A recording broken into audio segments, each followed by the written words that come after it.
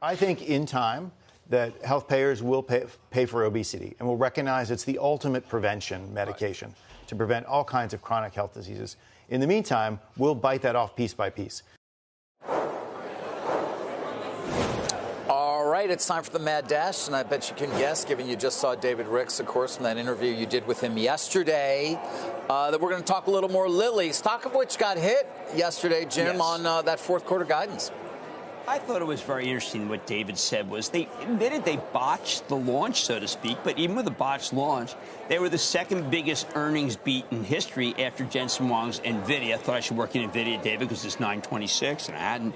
I think that Lilly is going to be trading off of approvals from now on. You'll see hypertension. You'll see incidents of cardio. You might see some things involving joints. You might see a heavy drinking trial going on. You'll see trial after trial and success after success. And I think you're getting one more chance. Against that, David, and I know you care about this passionately, people are telling me it's got a terrible head and shoulders chart. It's a chartist-driven market, as well as with quantum computing. Obviously, that's what's in favor, Lilly against. But I think this is a great opportunity because the numbers are not going to be the focus. The focus will be approvals and then ultimately payers. I think every major insurer is going to be paying for GLP-1s, and that's why you own the stock, not because of the fourth quarter.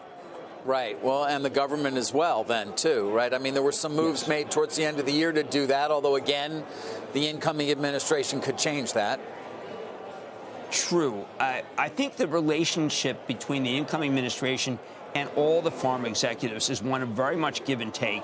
I think that there is a notion that RFK Jr. being anti-vax, that's his focus. You have to look at the people around him and the ones that are departing and then the ones that are coming in. There's some very reasonable people. I say reasonable people want to hear both sides, and that I think ultimately will come around and say, you know what, this GLP-1 is going to save the system a lot of money. I think they're very much trying to do what I would regard as being, let's weigh it. Maybe GLP-1 for everybody is a good thing.